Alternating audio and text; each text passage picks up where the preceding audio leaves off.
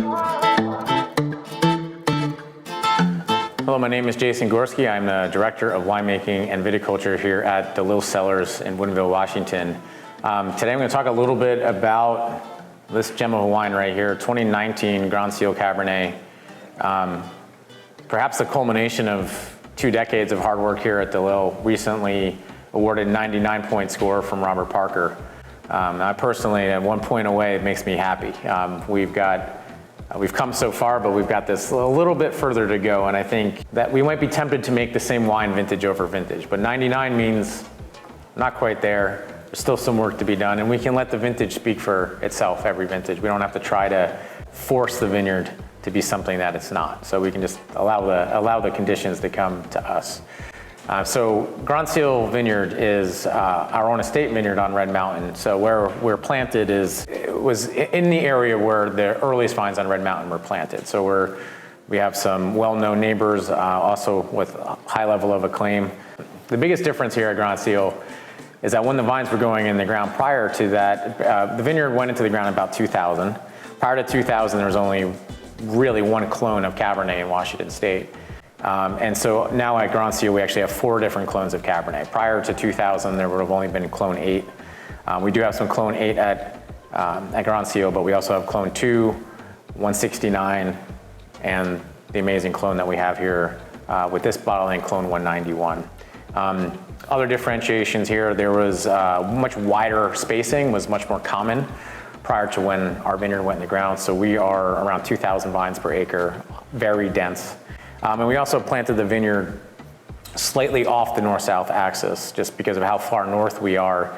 The intent here, and you can really see it in the middle of the heat of the growing season, is that when the sun is directly overhead, just because of the angles, the canopy is equally shaded on both sides. Strictly north-south, you're actually getting less shade in the hottest part of the day. So yeah, that's kind of the differentiators there. Everything's own-rooted, like most of Washington State. And the vineyard was planted in 2000, so for this vintage, we're just about out of that adolescent phase and really starting to hit its stride at 19 years old. Over the years, over that 15 or so years that we've been producing wine from the Grand Ciel vineyard, this clone 191 has always stood out. And we've occasionally tried to blend something else in with this block, just to see if we can actually get some benefit to blending in other clones or other, even individual barrels from this site. And any addition of any other fruit actually just diminishes the expression that we can get from this single block.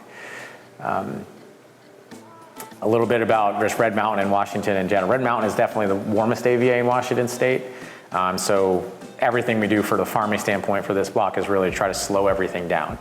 How far north we are in Washington, we get a lot less daylight, a lot less heat during those harvest months than, say, California does. So by the time we hit October, our high for the day comes very, very late in the day, and it's a little bit misleading. If we see that it's going to be 86 degrees, it doesn't happen until 4 o'clock at night, and then we can get a low of only 45 or 50 degrees in the evening. So even if we pick this fruit at 4 o'clock in the afternoon, it'll still show up in the winery freezing cold because the fruit really hasn't warmed up. Really, what makes Washington so distinct in that way is that we can get this additional hang time. So lower potential alcohol because sugars aren't increasing, better acidity retention because it's just not so hot to have the vine metabolize acid. But then we also get the benefit of the fruit being able to stay on the vine, slowly accumulate sugar, but also get hang time complexity. So everything about the vineyard is really hoping to accentuate that. Traditional pruning techniques on the cordon, basically you have an established wood on the wire, and then every new year there's new shoots that grow.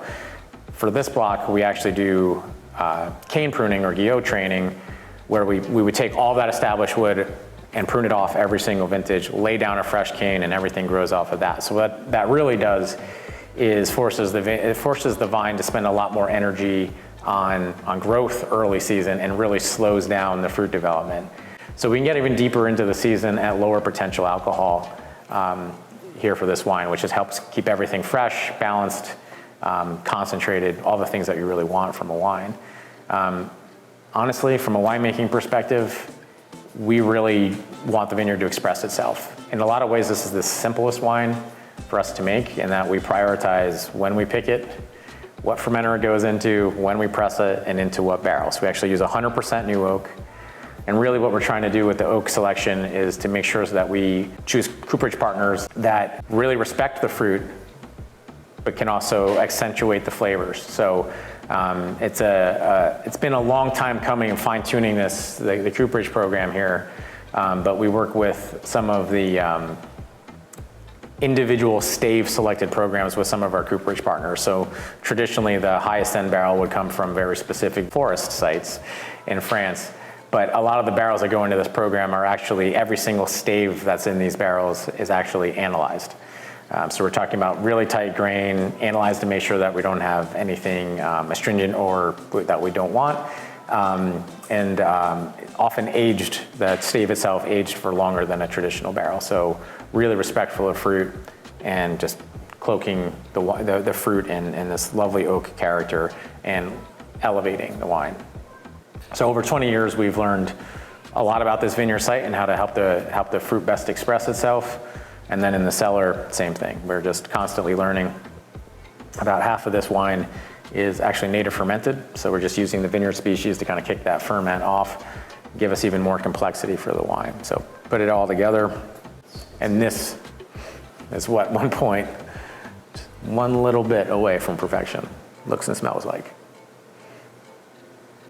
It's so hard for us as winemakers to have a favorite. I mean, I think this wine always overperforms, I would say. I think when we go to bottle, we let this wine rest for an additional year in the bottle. And that at release, I always try the wine and it always seems to be better than I thought its potential could be. So I think personally, I'm still learning just how good this wine can be. The one thing I would say about this 2019, although it was a challenging vintage, and what stands out for me for the 2019s in general, especially this wine, really great aromatics. So I think it's just, that's the little extra. You got everything you're looking for in a wine, with depth, complexity, concentration, focus from being from a single vineyard site, a single clone.